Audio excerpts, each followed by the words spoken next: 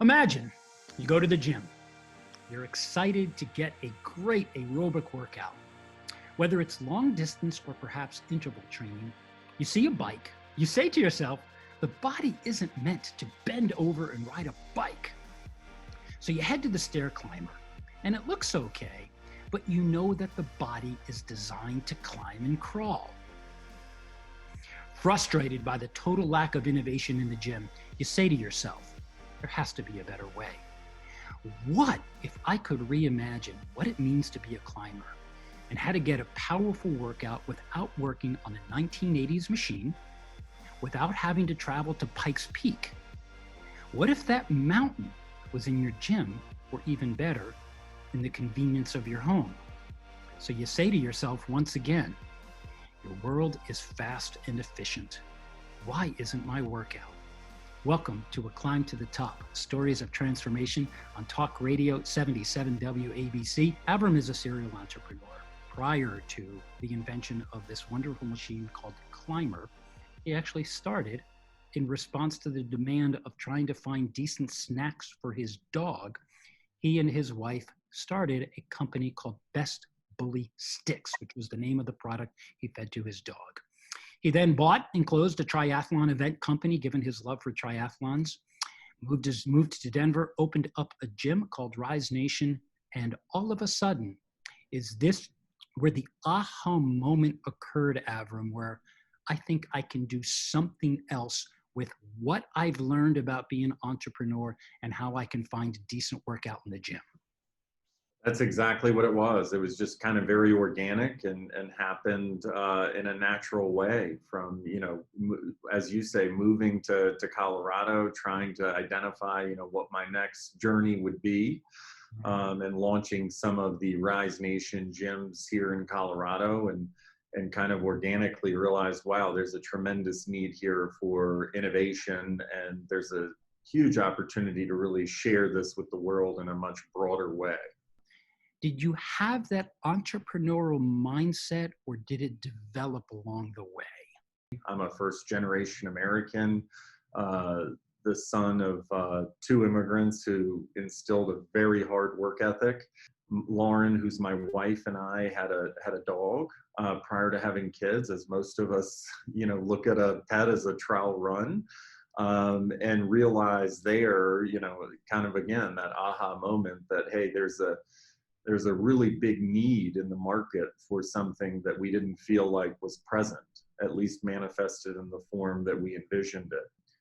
Kind of started by doing this at home in off hours with the pet company, and just had this intense, what I would refer to as authentic passion to kind of share this vision and mission with the world. And not being from a family of entrepreneurs and not having kind of a peer group, it was a lot of trial and error.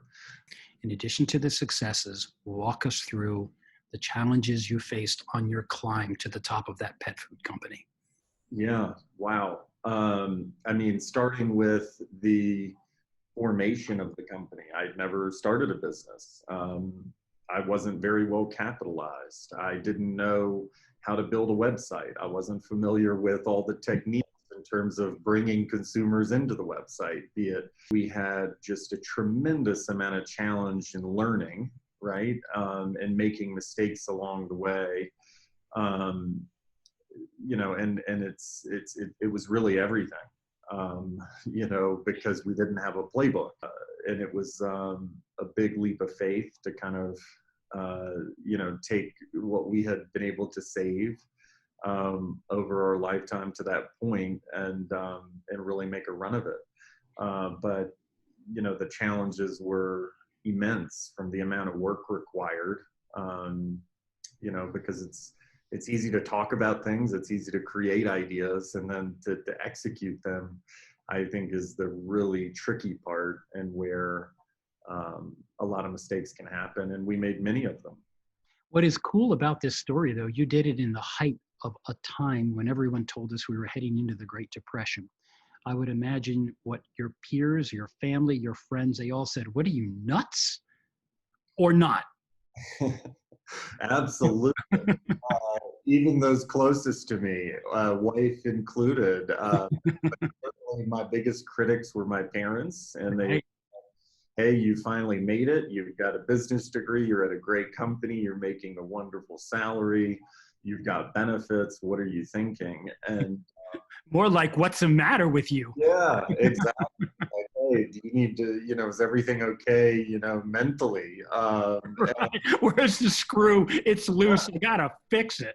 Yeah, and they're like dog treats. So it was, it was interesting. It was, you have this as an entrepreneur, at least for me, you have this tendency to really kind of, view your idea with the most positive light.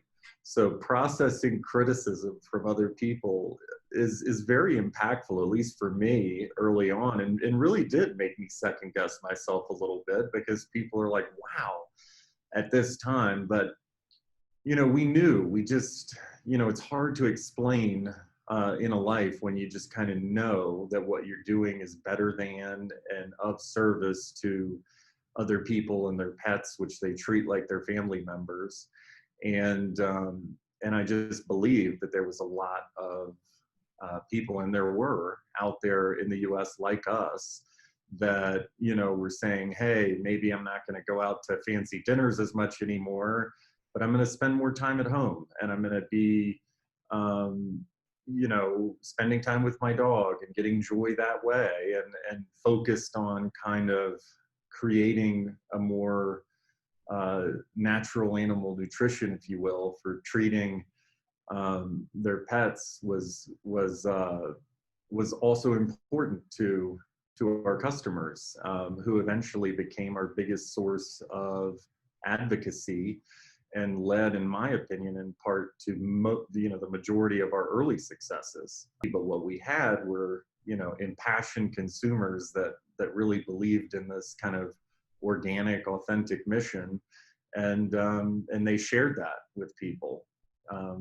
What did you learn about people and having to work with them in the service of your enterprise? That's wow. That's a very good question. I think what I learned early on was that nothing in this life that's of great value, from what I've seen thus far in my short time here, is easy or accomplished alone. Right. And at the beginning of the journey, I had this tendency to believe, wow, this is mine, and let me control it, and I can do each part of this business the best. And it wasn't until I realized that, wow, there's other people that are just really good at other areas of the business, be it finance or online marketing or whatever.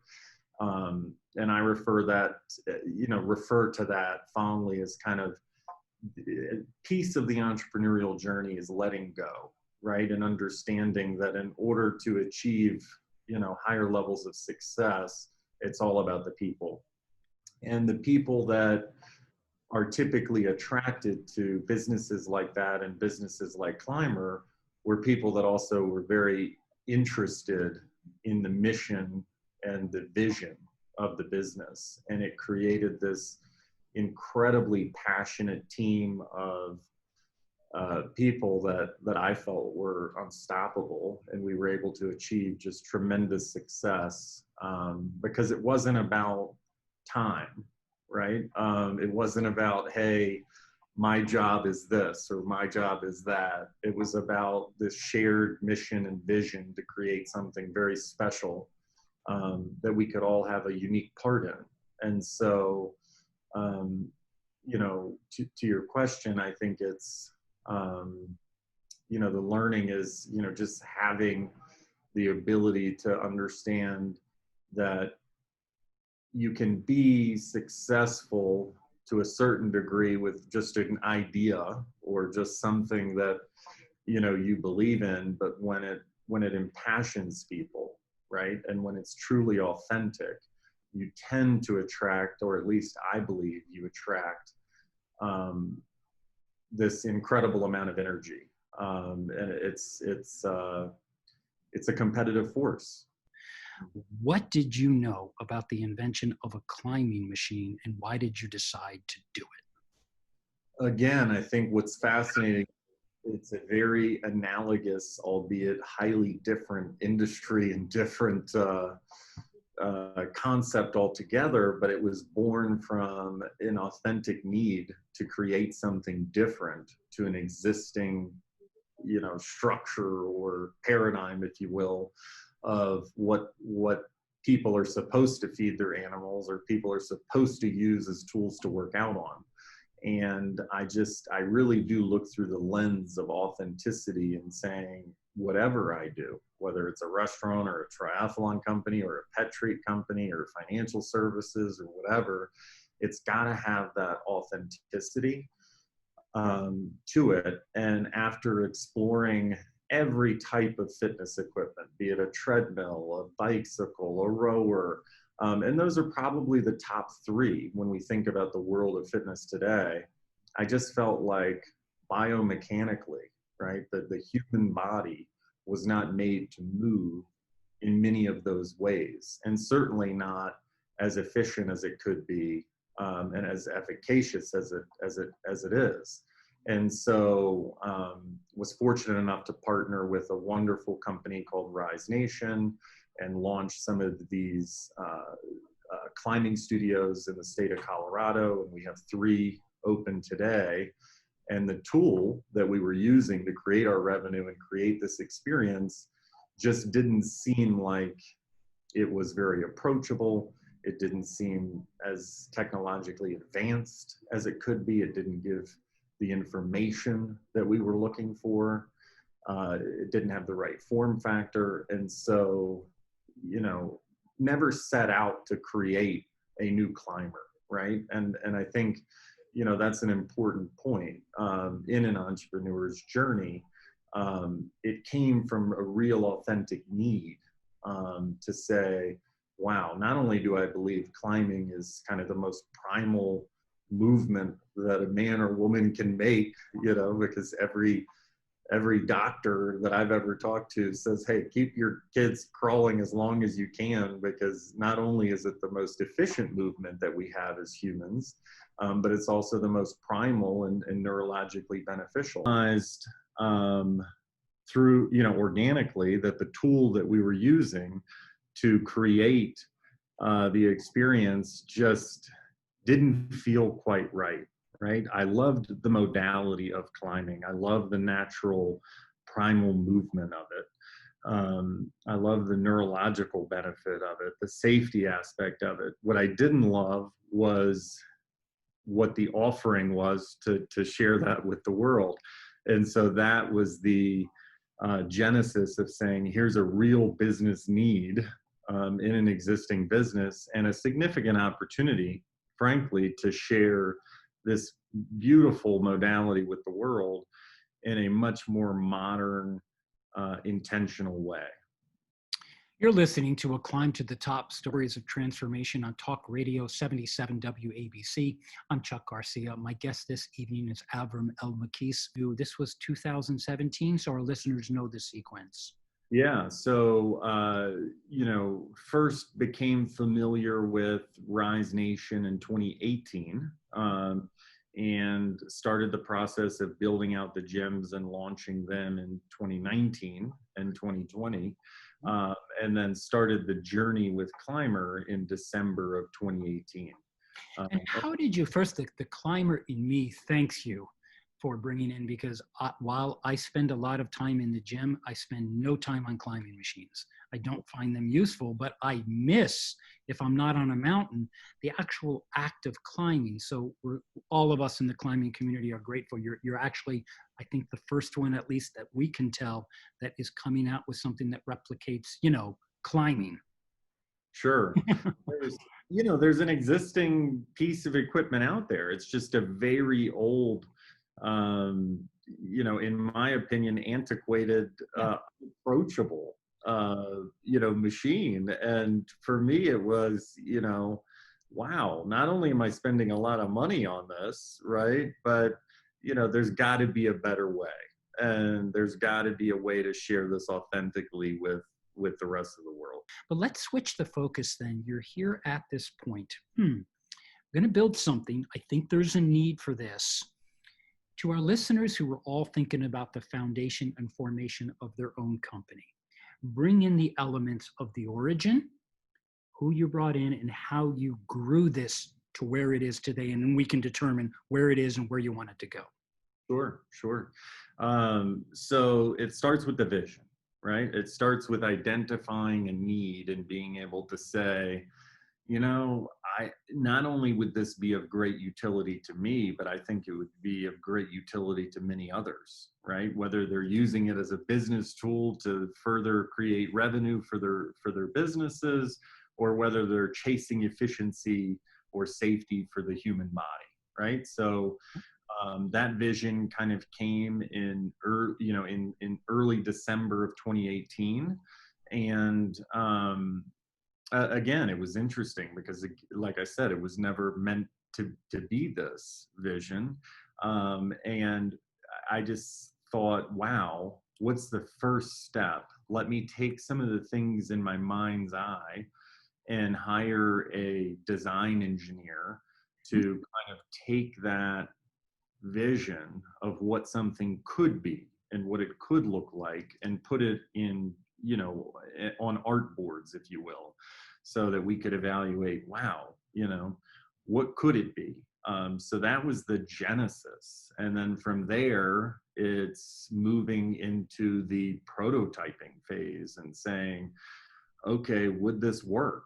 Can this fit in a house? Will this design hold up to the pressures? Is it beautiful? Is it something that people would be proud to have in their business or their home? And so that process, was very intense, and again, was mainly me alone. There were no employees at this point. And this design engineer, who's my co-founder on the project, who at the time I hired as a contractor, and we're visioning everything, and we're thinking about material, and we're thinking about designs, and we're thinking about what it could look like. And then our first, what I would call form in the physical world, was made out of foam. So we carved foam to kind of put a three-dimensional product together and say, what do we think? Will this work? What were you thinking ahead, given the entrepreneurial successes and challenges, about, yeah, this is good and I got a design engineer, but looking ahead? Now I got to figure it out. Right, I got to sell it. Yeah, now I got to figure it out. I got to build it. I got to sell it. I got to raise money. I got so much to do. I got to have a team, but that moment came when we built the first prototype in the metal, and it was never, meant to be, the right machine. I think all of us would agree the first generation of anything is always a little wonky and not right or whatever. But I was so impressed with that first design and the first prototype in the metal that I just knew, hey, this was flash forward to the summer of 2019. Let me form a business here. Let me start building a team of people. Obviously no revenue, just one in the metal prototype. All my own money, all my own risk, prior to, and it was fascinating. I started having other people, that are not my friends and family, get on this prototype and validate that there's a really big need for this. And not only is the movement just primal and efficient and amazing, but it's a really cool looking piece of equipment. It's something that you'd want to have in your home, right?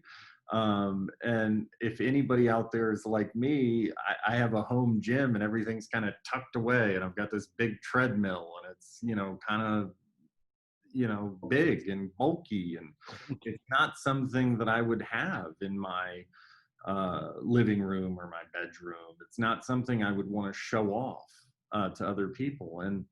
And so that was kind of the genesis of it, and started bringing in, outside investor capital. started hiring people. And that really became the beginning, I would say summer of 19, of the real Climber Corporation. And from there, it's been everything you could imagine, from raising capital to building a website to building the brand, and kind of the essence, if you will, of a company, the soul. And then onboarding different employees, and then further validating it by chatting with people that would theoretically use it as a tool, and giving us further confidence that, whoa, we are onto something pretty big. What did you learn about yourself? Was it any different this time around than it was 12 years ago? I mean, it's markedly different. And I would say the biggest differences are, understanding yourself as an entrepreneur and realizing, okay, I'm really good at this, this, and this, but I'm not good at these things. And therefore, let me very early surround myself with extremely talented, passionate people that are very good at the things that I'm not great at, right? And so that's something that you learn over time.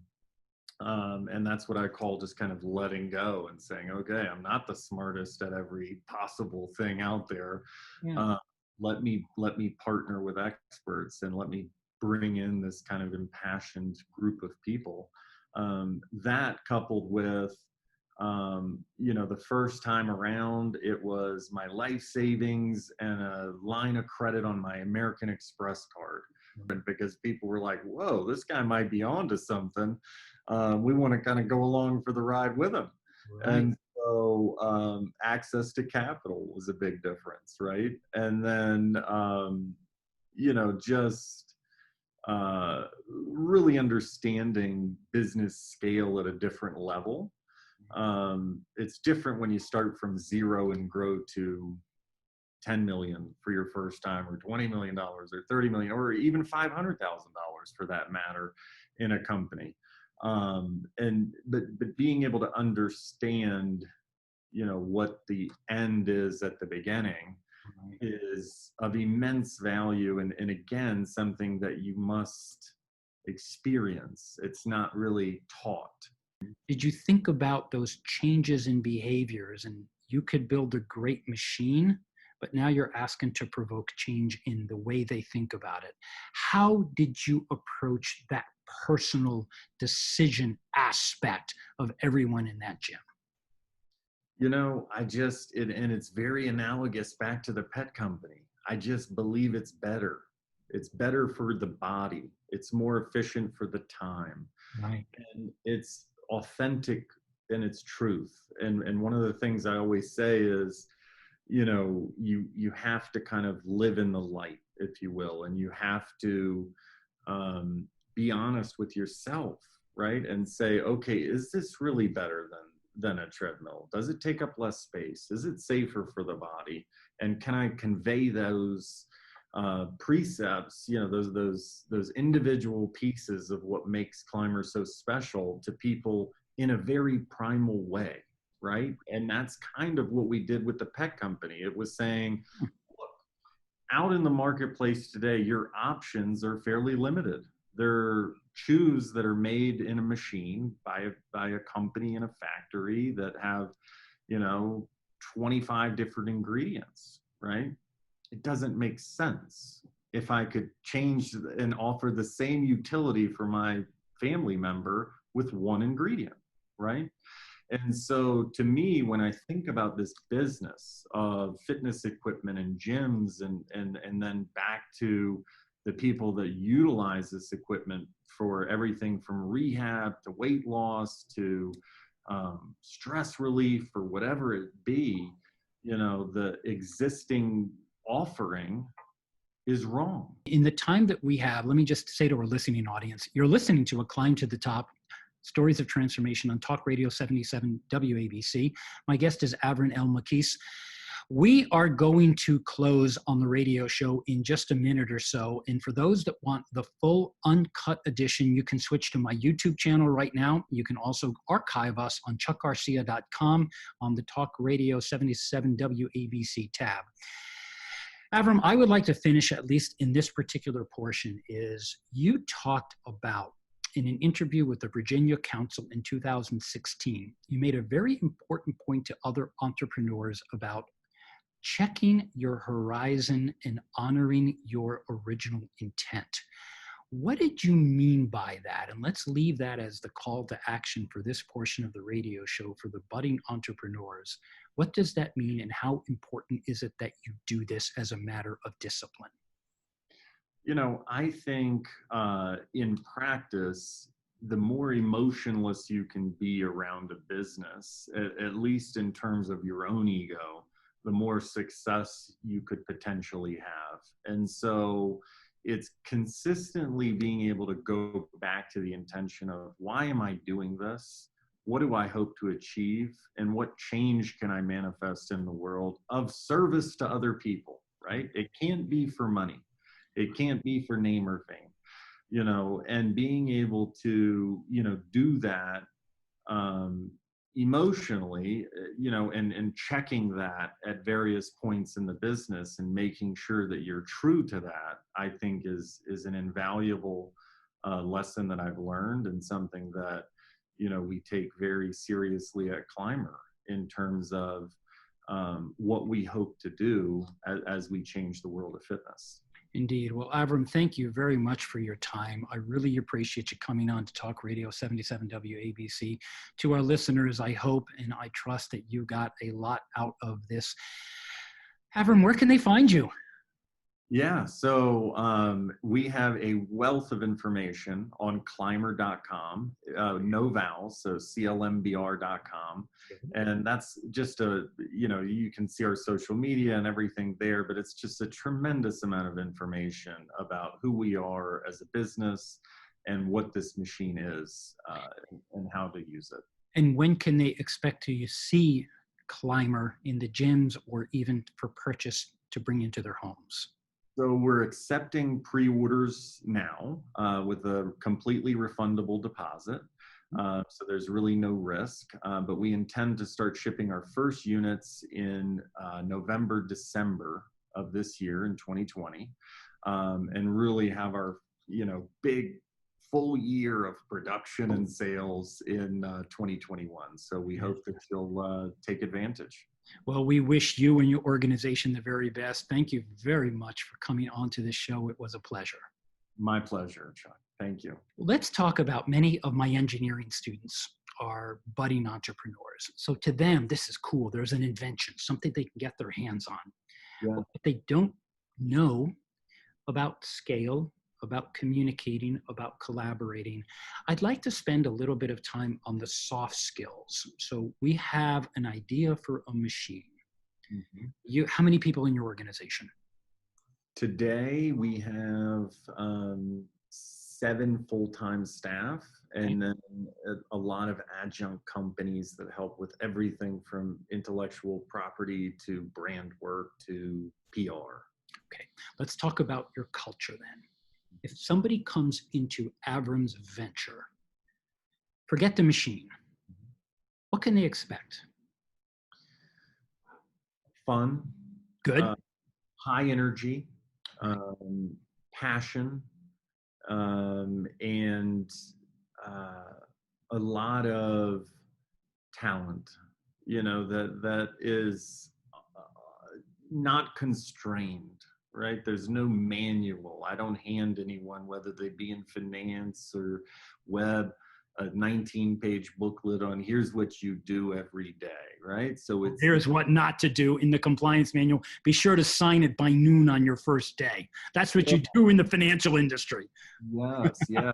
So that's not interesting to me, right? And I think it's not interesting to a lot of people. They want to be free to, you know, perform their roles, but also offer significant value as part of a team environment and feel like they're, not only appreciated for what their particular hire was for, but that their opinions are valuable across the board.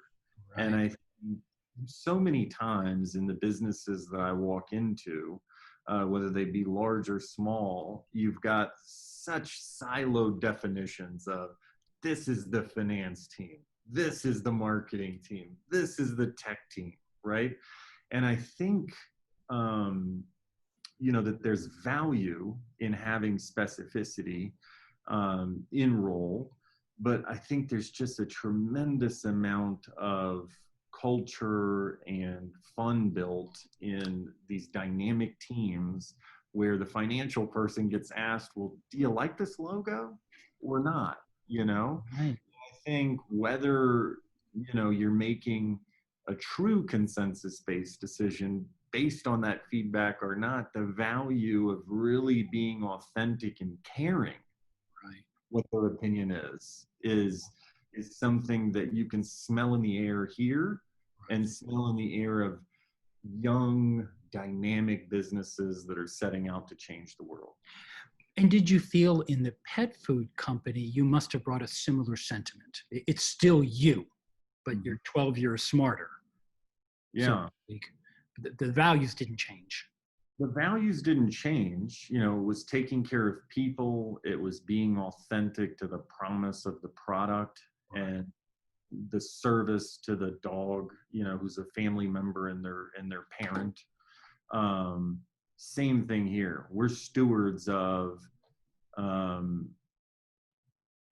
providing something to people that provides just this primal, it's everything from stress relief to rehab to calorie loss to it's something that people become impassioned by, right? And I think that it's very analogous in that way. But I had a lot of growing and learning to do as an entrepreneur the first time around, and I subscribe to the belief that we never stop learning. And I'm consistently saying to myself in interaction with team members that, wow, did I handle that the right way or the wrong way? And I think we all grow over time. And it's just being open to, you don't know everything, and you're not the end all be all. Communication is key, and the way you deliver that to people is key. But I think that those are skills that you own over time. It's not read in a manual how we deal with a major setback, right? And the way we deal with adversity and the way we deal with success, and how we are measured through that, I think is critically important when you're building a team. Well, notice even your undergraduate days, your graduate school, same for me. Everything you're describing did not appear in a transcript. It was not in a GPA. It was barely part of our curriculums. We were told to focus on a very hard skill, do well, and if everything is okay, you're living the dream your parents had for you. You have this job in corporate America. But what you've done takes courage, it takes collaboration, it takes creativity. There are so many things that are blended in that many people think about, but often don't have the courage to face and to try. How did you have the courage to summon all of this in spite of the fact that you were making it up as you went along? Part of it is confidence, part of it is belief, part of it I think is how you're nurtured, how you're raised. Good point. Are you given liberty to kind of explore the world around you? I mean, from a very young age, I was traveling internationally. I was doing exchange programs in other countries. I was consistently exposed, I think, to a lot of different ideas.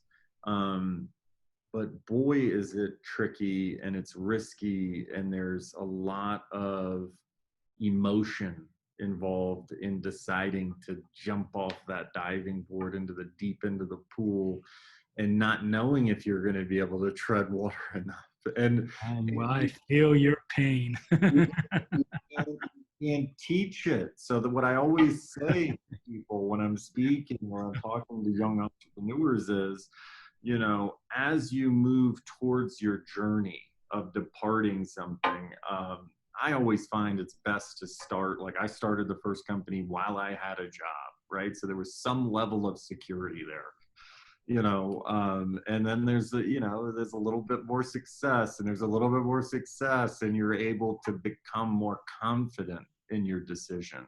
There's also more to lose. There's a ton to lose. You know, especially, I mean, gosh, in 07, 08, we were thinking about having our you know, starting a family and not having benefits. And, you know, how do you do this, right? But all these things going through your head, all the things telling you, don't do it, don't do it. And then you did it.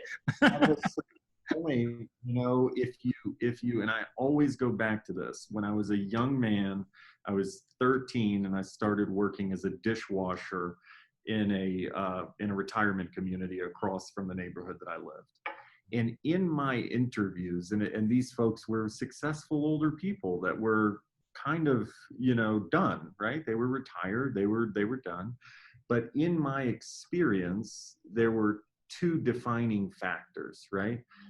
They didn't wish that they had more money. They didn't wish that they had, you know, any type of material situation. They always settled on two very important things. And this stuck with me from the time I was 13 to today, to my end. But they wish that they helped more people. Yeah. And they wish that they took more risk. And risk can be defined in many different ways. It's starting a business. It's realizing that you're in a job that you don't love and you gotta make a move, right? And if you know that answer across a population of successful people that are kind of, you know, moving on, you know, they don't teach you that. And so it always stuck in my head in terms of, would I have this massive regret?